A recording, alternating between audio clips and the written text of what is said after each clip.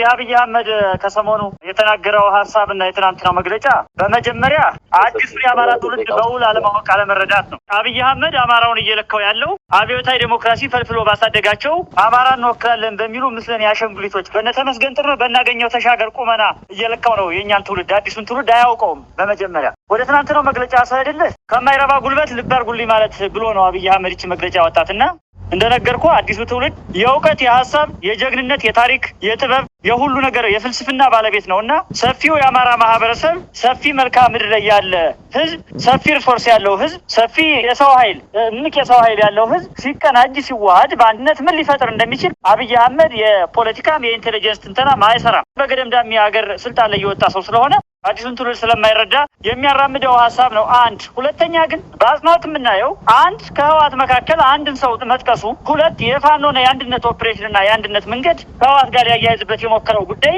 የእኛ ቀይ መስመራችን ነው። ስለዚህ በጥልቀት እየተከታተልን እየመዘን ለህዝባችን ይፋ የምናደርገው ጉዳይ ነው እንጂ አብይ አህመድ ምግብ ኃይልን ጠርቶ የምናልፈውና ስቀን ወይም የእሱ ስህተት ነው ብለን በፍዘት የምንመለከትበት ጉዳይ እንደሌለ በአጽንኦት መናገር እፈልጋለሁ። አዲሱ ትውልድ ግን ክብር ወደ ማሸነፍ ወደ ከፍታችን እንሄዳለን የሚል ሀሳብ አለኝ። አመሰግናለሁ።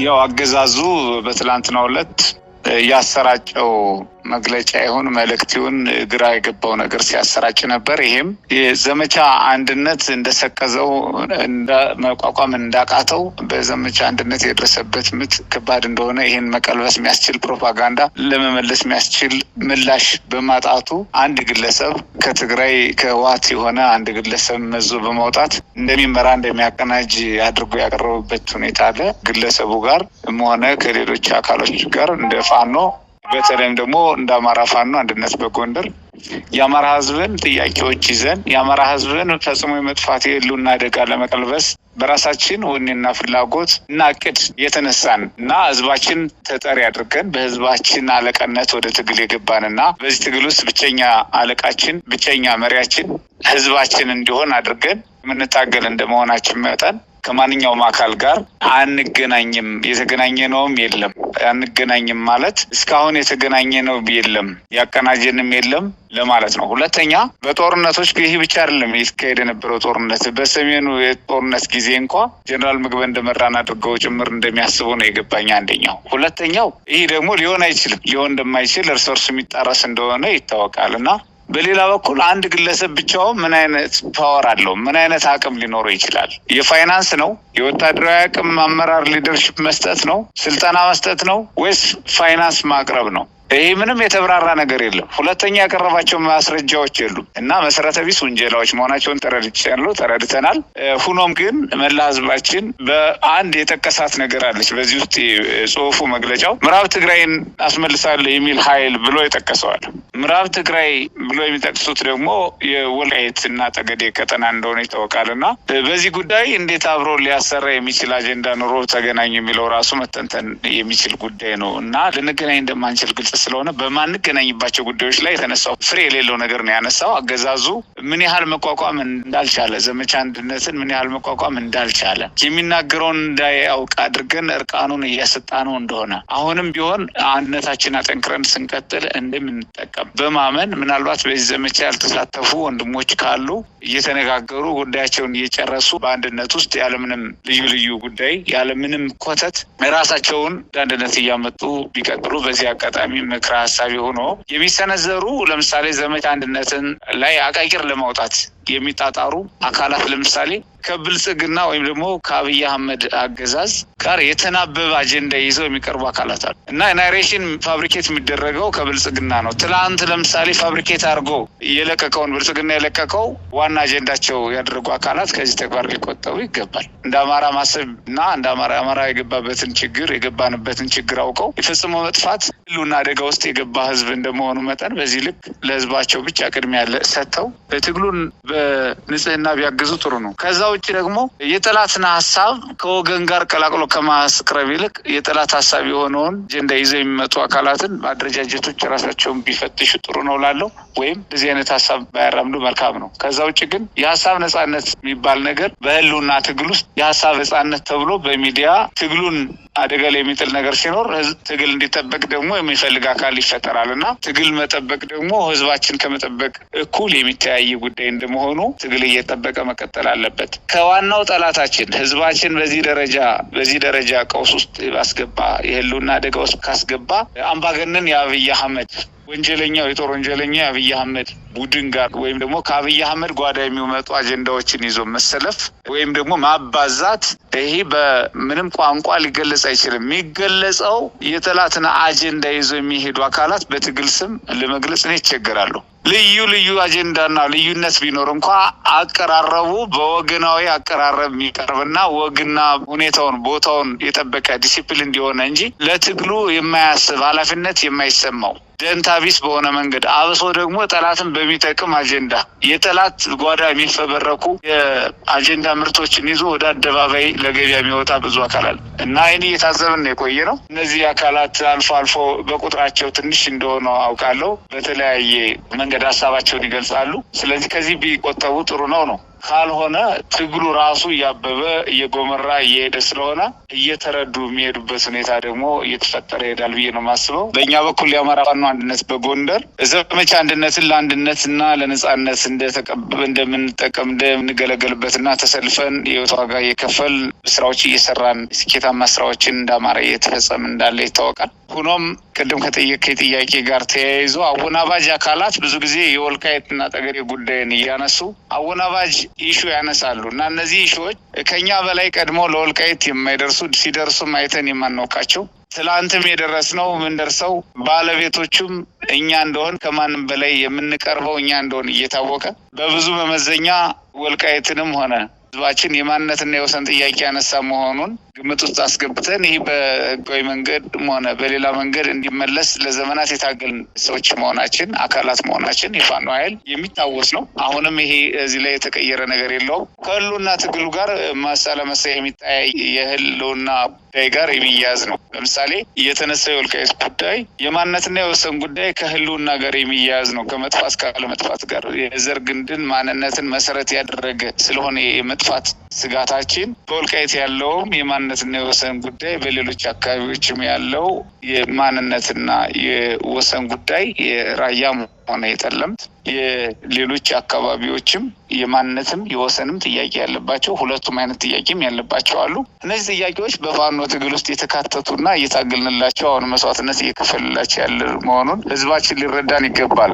ተፈብርከው የሚወጡ አጀንዳዎች ቀደም ሲል በጠረጴዛ ጥያቄ የቀረበለት ከ2007 ጀምሮ ጥያቄ በደብዳቤ የቀረበለት ቀደም ሲል የኢህአዴግ መንግስት በኋላም የብልጽግና ስርዓት ምላሽ በአግባብ መስጠት እየተገባቸው የሸገር ከተማን ምላሽ ሲሰጡ የወልቃይትን ጉዳይ እያዘገዩ የራያን ጉዳይ እያዘገዩ የጠለምት ጉዳይ ሌሎችን አካባቢዎች አጀንዳ እያዘገዩ እንደዚህ አንድ ወጥ አቋም ይዘን ልንቆም ስንል እንድንዋልል ሁለት ግንባር እንዲፈጠር ሶስት ግንባር እንዲፈጠር እንድንወናበድ የታቀደ አጀንዳ እያወጡ ከጎያቸው ሲሰጡን ይህን ተከትሎ የሚነጉድ መኖር የለበትም። ጉዳዩ የምንታገልለት አብይ ጉዳይ መሆኑን ታሳቢ አድርገን ያለምንም መወናበድ የአብይ አህመድ ስርዓት እንዲገረሰስ ርብርብ እንድናደርግ ፊታችን በዋናው ጠላት ላይ እንድናደርግ በዋና ጉዳያችን ላይ እንድናደርግ እስከዛው ደግሞ ምንም አይነት ወረራም ሆነ ምንም አይነት የአማራ ጥቅሞችን አሳልፈን የማንሰጥ መሆናችን እንዲገነዘብልን መላ ህዝባችን እና ደጋፊያችን እንፈልጋለን። አመሰግናለሁ።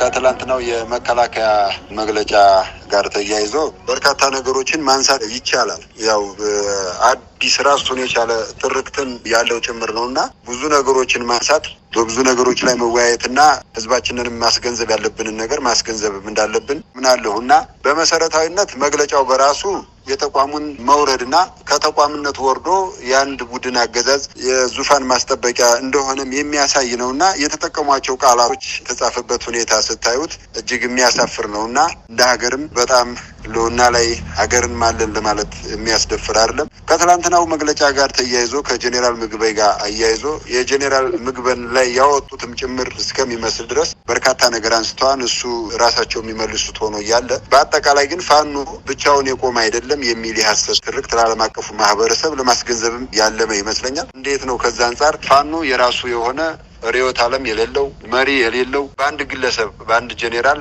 የሚመራም ለማስመሰል የተሄደበት ርቀት አንድ አሳፋሪ ነው። እነሱ ያሰቡትን ግን ለህዝባችን ማስገንዘብ ያስፈልጋል ብዬ አምናለሁኝ። አጠቃላይ ብዙ ሰው የሚረዳው ነው። አጠቃላይ ከብልጽግና ዛሬ አንድ አጀንዳ ነገ አንድ አጀንዳ እየቀያየረ ዛሬ አንድ ሴራ ነገ ሌላ ሴራ እየሰራ የራሱ ህዝብ ላይ ከክላሽ እስከ ድሮን እያዘነበ ያለ ስርዓት እንደመሆኑ ከዛ አንጻርም መታየት የሚችል ነው። ሌላኛው ፋኖ የራሱ የሆነ ዓላማ መሪም የለውም የሚል እግሉንም የማንኳሰስ ዓላማ ያለው ሆኖ አግኝቼዋለሁኝ።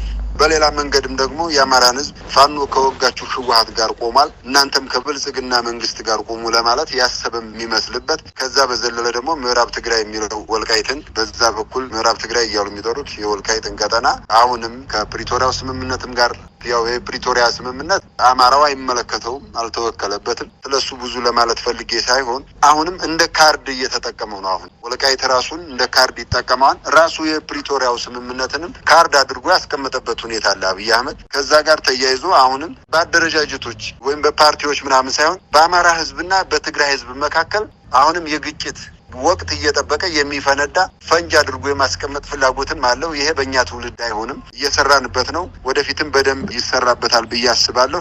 ከዚህ ጋር ተያይዞ አሁንም ካርድ አድርጎ መጠቀም ውሰዱ ብሎ ከሰጠ በኋላ ያስወሰደው ፋኖ ነው ለማለትም አሁንም ናሬሽን አለ፣ አዲስ ትርክት የፈጠረበት ሁኔታ አለ።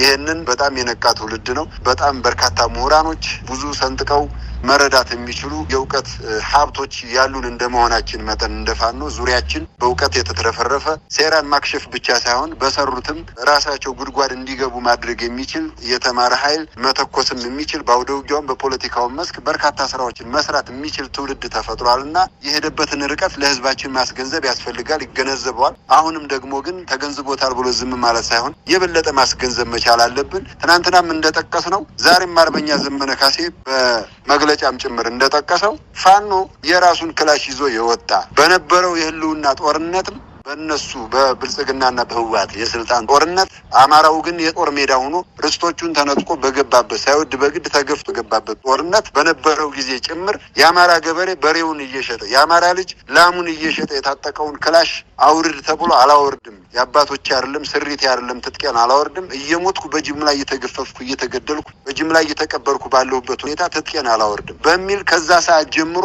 ከምርኮኛው ብርሃኑ ጁላ ሰራዊት ደግሞ ማርከን እየታጠቅን ዛሬ ክላሽ ተነስተን እስከ ሞርተር የታጠቅንበትን ትግል ዳር ለማድረስ የተነሳ የራሱ የሆነ ዓላማ ያለው በራሳችን አእምሮ መሪ ያለን ርዕዮተ ዓለም ያለን የምንዋጋበት አጀንዳ ያለን ምናልባት ዓለም ላይ እንደ አማራ ጦርነት ውስጥ የሚገባበት አጀንዳ ያለው ህዝብ አጀንዳ ያለው ተፋላሚ አለ ብለን አናምን። እኛ አማራ ስለሆንንና ጦርነቱን ስለያዝነው ሳይሆን ዓለም የሚመሰክረው ይሄንን ዓለም እንዲመሰክረው መስራት ያለብን ስራዎች አሉ። የ50 ዓመት የ60 ዓመት ከግማሽ ክፍለ ዘመን በላይ የተሻገረ የሐሰት ትርክት በህዝባችን እንደተጫነ እናውቃለን። እሱን ትርክት ባሉን ሁለንተናዊ ባለን ሁሉን አቀፍ ምሁራን ስራ ሰርተን በኤሊቶቻችን ስራ ሰርተን በትግላችን ስራ ሰርተን ማከምና እውነቱን ለዓለም አቀፉ ማህበረሰብ ማስገንዘብ እንዳለው ሆኖ ግን የተነሳንበት ዓላማ ሁሉ ነገር ከፈጣሪ በታች ፋኖ የተደገፈው የአማራን ህዝብና የአማራን ህዝብ ነው። ከየትኛውም አካል ጋር እስካሁን ንክኪ የለንም። ራሳችንን ችለን የቆምነን መሪ አለን፣ አጀንዳ አለን፣ ርዕዮተ ዓለም ዓላማ አለን፣ ጦርነት ውስጥ የገባንበት ዓላማ አለን። ከዚህ ጋር ተያይዞ ይሄንንም የሌለን ለማስመሰልና እንደዝም ብሎ ተኩሶ ለመግባት የወጣ ለማስመሰል የሄደበት ርቀት ምናልባት ትዝብት ውስጥ ይከተዋል ብለን እናምናለን። ከትላንትናው የመከላከያ መግለጫ ተብዬ ግን ብዙ ነገሮችን ማለት ይቻላል። በተለይ አይመለከተንም እንጂ ከፕሪቶሪያው ስምምነት ጋር ተያይዞ ከትግራይ ኃይሎችም ጋር ሊሄድበት የፈለገው አዲስ ናሬሽን አለ። ያ ሲሄድ እኛም ጋር አያይዞ እንግዲህ ከወልቃይትም ጋር ተያይዞ ብዙ ነገሮችን ማለት ይቻላል። እሱ ጊዜው ላይሆን ይችላል። አሁን የሆነ ሆኖ ግን እጅግ ትዝብት ውስጥ የወደቀበት ሁኔታ ነው ያለው። የትላንትናው የመከላከያን መግለጫ በተመለከተ ይህንን ነው ማለት የምፈልገው። አመሰግናለሁ።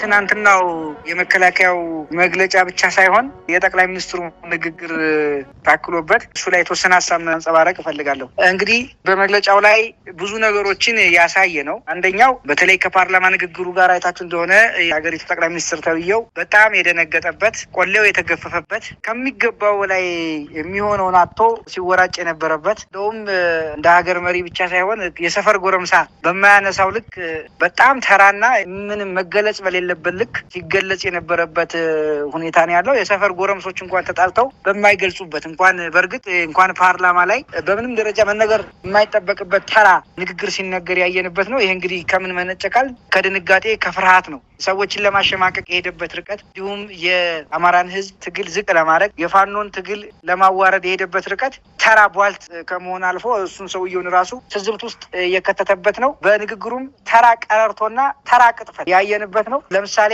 የትግራይን ጉዳይ አንስቶ ሲናገር ነበረ። በመልካም ነው፣ ጥሩ ነው፣ እንደዚህ ላደረጉት ምስጋና ይገባቸዋል፣ በጦርነቱ ጊዜ ቢያደርጉንም ግን በስራው ላይ እያለ ስም እየጠራ ጭምር ሲያወድስ ነበር ያየ ነው። እንግዲህ ይሄ ሰውዬ የሀገሪቱ የጦር ኃይሎች ጠቅላይ አዛዥ ነው አብይ አህመድ ማለት አሁን ባለው በእነሱ ህገ መንግስት በሚሉት። ያንን ብሎን ሲያበቃ ግን ወደዛው ከሆነ ቅጽበት በኋላ ደግሞ እነዛን ሲያወድሳቸው የዋሉትን ኃይሎች ገልብጦ መከላከያ ተብዬው ያወጣውን መግለጫ ስናይ ምን ያህል ሰውየው ፍርሃትና ድንጋጤ ውስጥ እንዳለ ያየሁበት ነው። ስለዚህ በጣም በመበርበት ውስጥ ሆኖ በጣም የአማራን ጥላቻ ኑሮበት ግን ደግሞ የዚህ አደረጃጀቱ ወይም ደግሞ ይሄ ዘመቻ አንድነቱ በጣም ውጥረት ውስጥ እንደከተተው ሰዎችን ጭምር እየጠራ ሲገላምጥ ሲያስፈራራ የዋለበት ነበር። እንደገና ግን ያው ሁለቱ ይሄ መግለጫ ሲወጣም እነሱ ራሳቸው ተናበው ነው የሚያወጡ። መቼም የሀገሪቱ ጠቅላይ ጦር አዛዥ ሳያቅ እንደዚህ አይነት መግለጫ ይወጣል ተብሎ አይታሰብም። ታስቦበት መጨረሻ ላይ ያንን ይዞ መጥቷል። ያንን ሲያወጣ ግን እኔ ያሳየ ነገር ቅድም አቤ አንስቶታል። በእርግጥ እንዲያው የተወሰነ ለመጨመር ያክል ነው። አንደኛ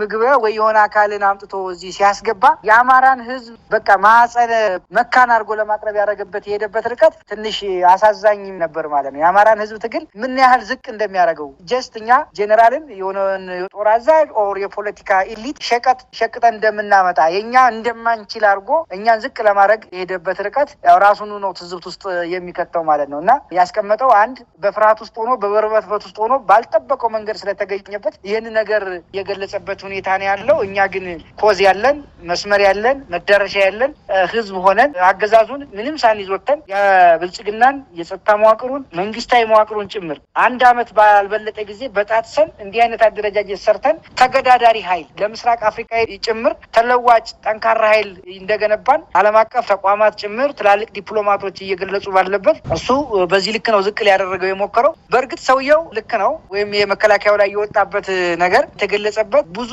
የዓለም አቀፍ ተቋማት፣ ሚዲያዎች፣ ዲፕሎማቶች እንደዚሁም የፖለቲካ አዋቂዎች የፋኖን እውቅና እየሰጡ ሲሆን ተደናግጧል። ስለዚህ ያለ ለመጠቀም ሲል ያናውጥቷል።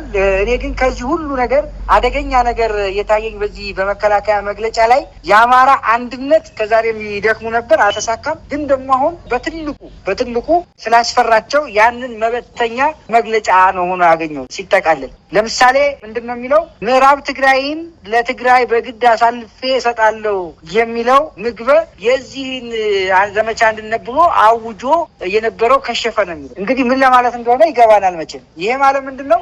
ወልቃይትን ወደ ትግራይ በኃይል ላካል ነው ብሎ የሚልን ሰው ትእዛዝ ሰጥቶ ብሎ ሲያስቀምጥ ወልቃይት ላይ የአማራው ህዝብ ምን ጥያቄ እንደሚያነሳ መቼም ሁሉም የሚረዳው ነው። የቀይ መስመር ነው የአማራው ህዝብ። ምናልባት የእሱ በተለይ በጎንደር አካባቢ ያለውን ኃይል ለመበተን ያስችለኛል ብሎ ስላሰበ ያንን መሬት እነኚህ ኃይሎች ተባብረው ለትግራይ ሊያሰጡብ ነው በሚል በአማራ ፋኖ በአራታችን አደረጃጀቶች ውስጥ ስንጥቅ የመፍጠር አለፍም ሲል ደግሞ ማህበረሰባዊ ቅቡልነትን ለማሳጣትና የፋኖን ትግል መሬት አሳልፈው ከሰጪዎች ጋር ተባበሩ፣ መሬትን ሊሰጡብ ነው ወይም ደግሞ የህወሓት ተላላኪዎች ናቸው በሚል ጠቅላይ ግዛት ከሌላኛው ጋራ ለማቃረን የተጠቀመበት መንገድ በመሆኑ ለእኔ አደገኛ የመርዝ ብልቃጥ ሆኖ ነው ያገኘውም ማለት ነው። ያው ከዚህ በፊት እንደምናስታውሰው የተለያዩ አጀንዳ ይነሳሉ። ሰኔ 15 ይመዘዛል፣ የሆነ ጊዜ የሆነ አጀንዳ ይመዘዛል። እነዚህ ነገሮች ሁሉ የአማራው ህዝብ አንድ ሆኖ እንዳይታገል ነው። አሁን ደግሞ ከመቼም ጊዜ በላይ ከዚህ በፊት በፖለቲካ የነበረን ትብብር ዛሬ ላይ በቀጥታ ወታደራዊ ኮማንድ ተሰጥቶ በዚህ ደረጃ የሀገሪቱ መከላከያ ሰራዊት ይልክ ሲመታ